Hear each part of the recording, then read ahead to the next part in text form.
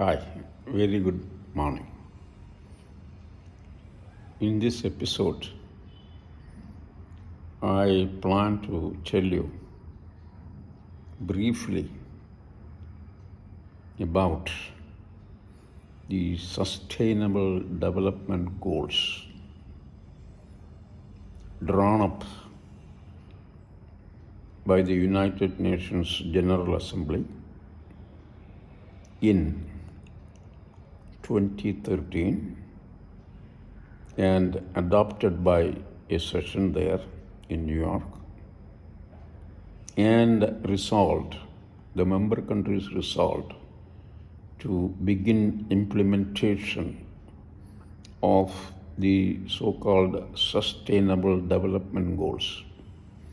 In other words, it is a program of all the member countries of the United Nations to come up with actively a program of actively implementing and addressing what is called the Sustainable Development Goals. And the date of inauguration or year of inauguration was 2015, and the targeted date of completion of conclusion of the development goals, Sustainable Development Goals, is 2030. Interestingly, this year, that is 2023, the member countries, UN member countries, are planning to meet in New York to take a look at what was achieved, how was achieved, what are the hurdles, and how to draw up a re-energized plan to realize the Sustainable Development Goals. Most importantly, these Sustainable Development Goals, generally speaking, focus at the people's development in all facets of human life, then scientific utilization, I don't use the word exploitation, utilization of the earth resources, or look at the earth with care, and also addressing the energy issue, because especially the use of fossil fuels, continued use of fossil fuels, can lead to, or it is actually pushing the planet and its inhabitants to what is called climate change. And if the climate change is not controlled now, or rather reversed now, slowed down and reversed now, by 2050, as the organizers or the IPCC reports say, the countries in the world will have to go through a runaway climate change. So take a look now at the what is called the so-called development goals, Sustainable Development Goals, one by one. Well, I'm not going to linger on these deeply or extensively. First and foremost of all, the goal number one is inclusive and sustainable economic growth to provide jobs and equality. Well, inclusive economic growth. Here, when I think of at depth about inclusive economic growth, inequality in the society based on gender, wealth, and or race, that shall not be there. And in fact, I always thought with one country and one rule, in other words, what the Indian nation now plans to implement, called Uniform Civil Code, that is the first step. That exactly is the step number one. Underlying the what is called the number one goal listed by the United Nations General Assembly as the what is called goal number 1, that is equality. And how do we achieve equality and growth? By providing jobs or removing all the hurdles that are on the way of attaining and achieving and earning a equal status for all the citizens, irrespective of the gender, race, or descent. Now, number 2 is most important, second most important goal listed under Sustainable Development Goals is no hunger. Nobody shall be going through a stage of hunger. All citizens of the nation, all nations of the world should ensure that nobody goes to bed without any food, or everybody gets an opportunity to get good food, nutritious food. What is the advantage? This is actually very important. In other words, initially good food, secondly nutritious food, because these two are very essential for healthy well-being. If you are healthier, and only then you will be able to perform our duties, earn a decent living, and live comfortably, taking care of the members of the family. Now, the third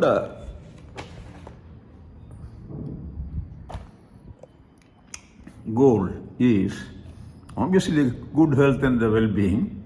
And good health and well-being is, for example, not something epidemic like a pandemic like COVID. Others, there are certain, for example, malaria, for example, sickle cell anemia. These are actually, why malaria? No access to decent, safe water.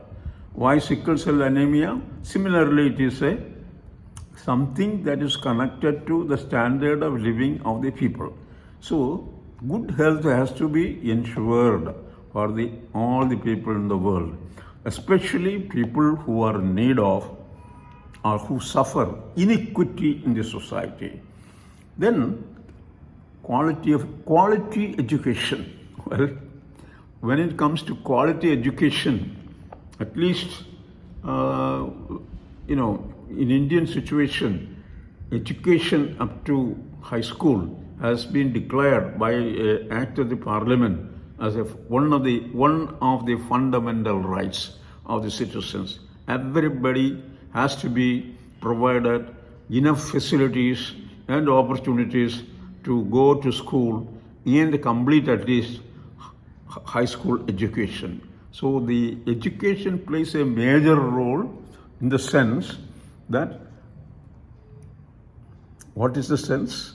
That you know what are your rights, you will learn what are your also responsibilities. Rights and responsibilities will be known, so that a person, irrespective of the gender, will be able to lead a positive life. Now, another goal is gender equality. Well, again, here I am reminded of the UCC. Now the government of India is planning to enact. In other words, now I wouldn't say all over the world, in many parts of India, there is a second-rate rating of the feminine gender.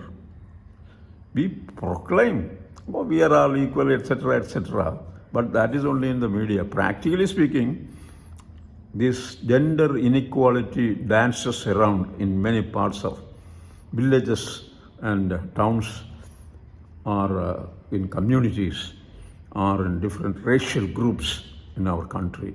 Not only here, for example, in the sub-Saharan African countries, or any of those countries which we call as developing countries. So gender equality has to be brought in. In other words, we have to remove gender inequality. How do we do? Well, by legislation only. That is how gender inequality is removed. For example, these days, let us take the fair sex. Women can join the army, join the air force, join the navy.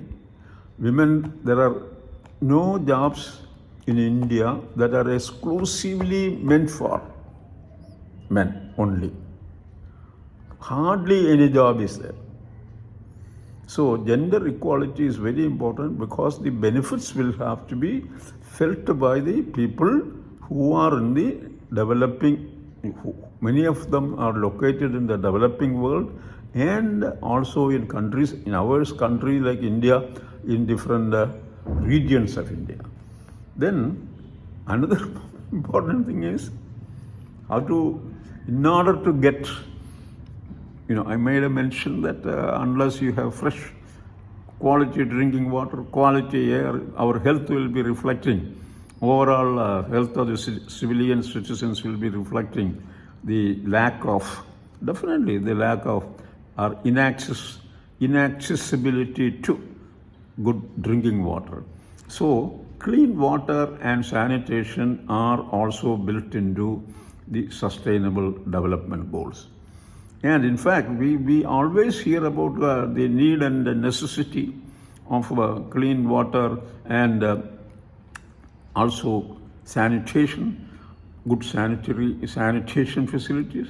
But then, we always talk about it, and doing it is very difficult because one, we need a lot of capital investment, huge capital investment. Then, obviously what we need is energy then. We have water. Suppose we have achieved that, then what is essential? Energy. Energy is very important. Energy in the sense, humans are driven by the energy supplied by the food we eat.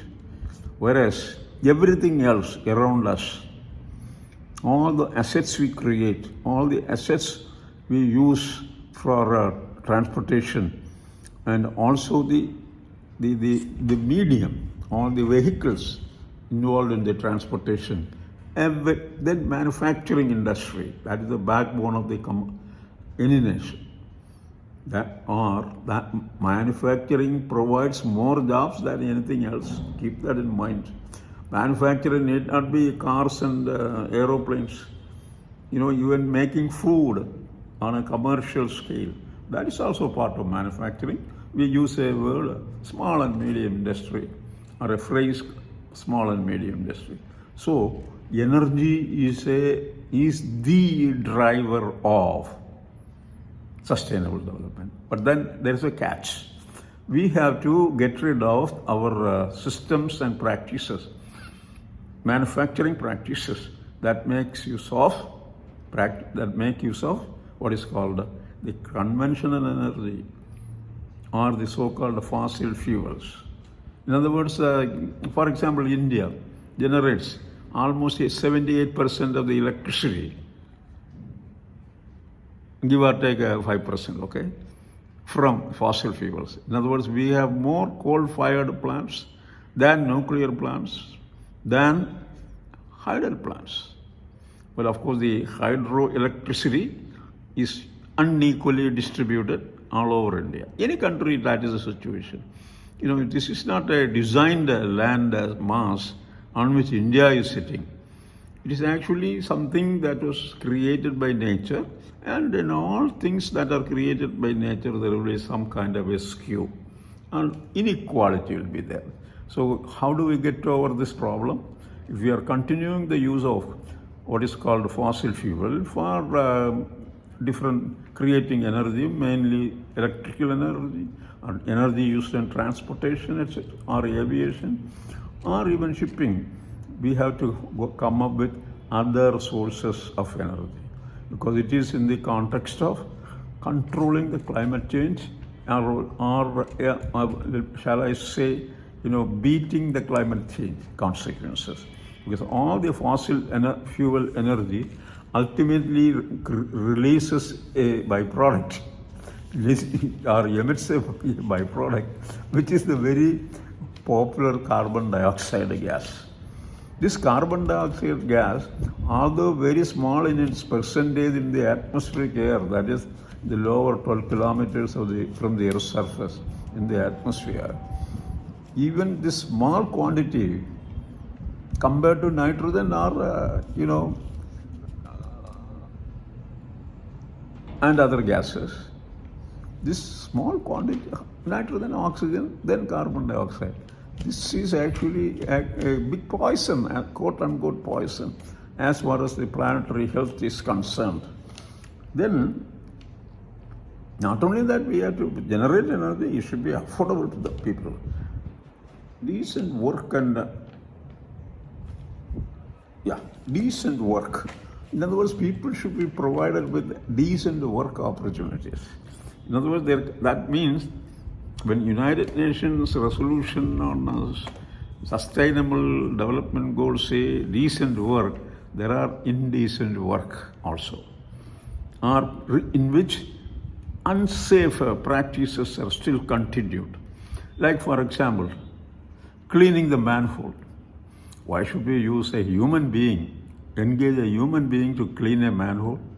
All manholes and deep holes are always proverbial for lack of oxygen, lower levels of oxygen. And this can create a problem. It can be fatal, if we are, a human being is exposed to for a longer while in an oxygen deficient environment. So, decent worker environment, this is actually one type of work. There are many other types of work. Steel mills, cement mills, car manufacturing, pharmacy industry, and then transportation industry. Everywhere the job there is an exposure to risk. And that is why safe working environment has become essential. Then reduce the inequalities. Reduce the inequalities in the society. There are all sorts of inequalities. Most obvious is the so-called gender inequality. But not only that, you look deeply into our society around us, you will find all kinds of inequalities. So, all those items I spoke about are the United Nations General Assembly accepted or included in the 17 Sustainable Development Goals. All of them are finally ultimately headed toward or provide, better quality of life for people, and not only for people but the planet Earth, and also the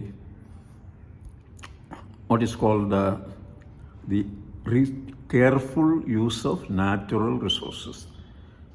Because even today, until this point in time, all over the world, all the societies, all the nations, developing and developed, they are in the forefront of making use of the resources that are attached to the earth, that are part of the earth.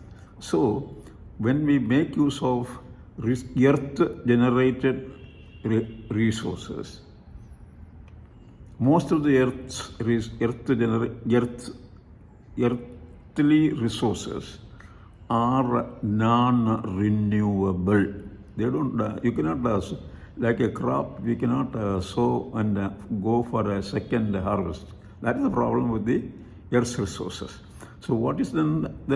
So we have to be very ingeniously designing plans and the programs for the so-called careful use of resources.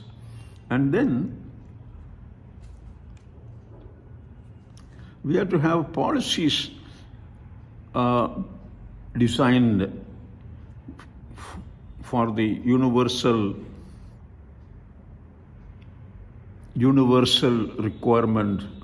Universal means across the world, across the planet, all societies with all sorts of all levels of quality of life exists, and these programs have to be designed in such a way that the ultimate outcome will be reduction of inequalities. Then another is sustainable cities and communities. Well, the word sustainable or sustainability in Malayalam is susthira. In fact, sustainable development is susthira vikasanam. But what I am saying is, what is the susthira vikasanam in a city? A development program which will take care of the needs and requirements of all the city dwellers in order to realize the so far listed development goals, that is quality of life, quality of opportunity, quality education, quality water, quality air, and quality of life and housing, everything included. So that is what is called susthira vikasanam of a city or a large community. And one other point here under the development goals, sustainable development goals, is careful exploitation of resources. But I said that there are two types of resources, renewable and non-renewable, and the non-renewable are only from the Earth's crust. Earth's crust is, deep. There is a deeper mantle. Even if it is there, we have no technologies to get out that resource. Luckily for us, for the humanity, the planet Earth is one of the planets in the solar system, where at the time of creation of the solar system, all the conditions, basic conditions, essential for a healthy life of a human being and other members of the phylum or other members of the animal kingdom, as it is called, is guaranteed. So then, well, we all know more about the land area than about our water-covered oceanic bottom. In fact, now the government of India has identified, not only government of India, all the countries in the world where people thinkers live, let us say, blue economy, role of blue economy.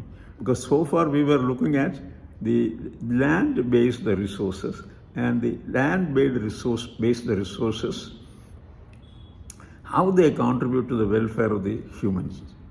Now that we are probably nearing the exhaustion of the land-based resources, our attention is now shifting to the water-covered 72% of the Earth's surface, the oceans. And the oceans can provide, above all, nutritious food. And of course, that also has to be very carefully exploited. So that is what is called a blue economy. In other words, every nation in the world should know what is the resource they have. Well, of course, there are countries like landlocked countries like Nepal, where they cannot worry about the blue economy, because theoretically, scientifically, they do not have a ocean around them. Then what else is we have to worry about not only the humans on the Earth's surface, on the continental Earth, but also the animals as well as plants. In other words, we have to address this area of the animals and plants, trees, and starting from the smallest unicellular to alga to redwood trees of the California forests. We have to worry about this. So the entire life, including humans, needs to be sustainably maintained under no over-exploitation. Then, is that enough? No. Above all, we need what is called peace, no war. Because war is a waste of money, waste of resource, waste of energy, and loss of humans. So we have to learn how to avoid this and live peacefully in partnership with our neighbors. So these are rather the 17 what is called as sustainable development goals, which the United Nations in 2013 adopted, and for implementation during 2015, beginning 2015, and ending by 2030. Now, this year in September, in New York, again, the General Assembly is UN General Assembly's meeting to make a review of what had happened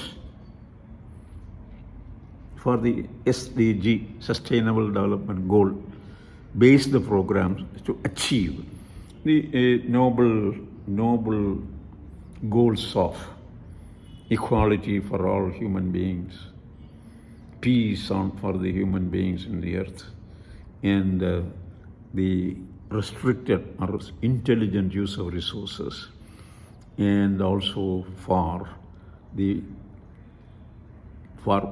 mitigating the climate change that is actually not a threat, it is almost a reality. This monsoon in Kerala is a best example. So, what does it say? Well, the development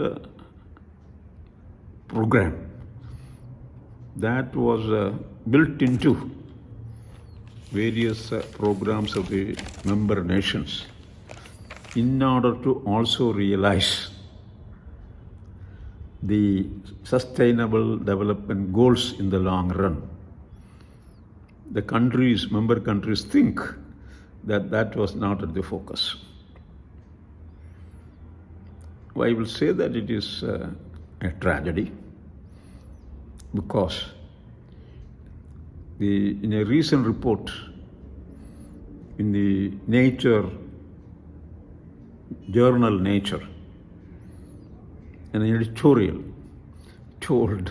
read that reads like this: the industry is huge.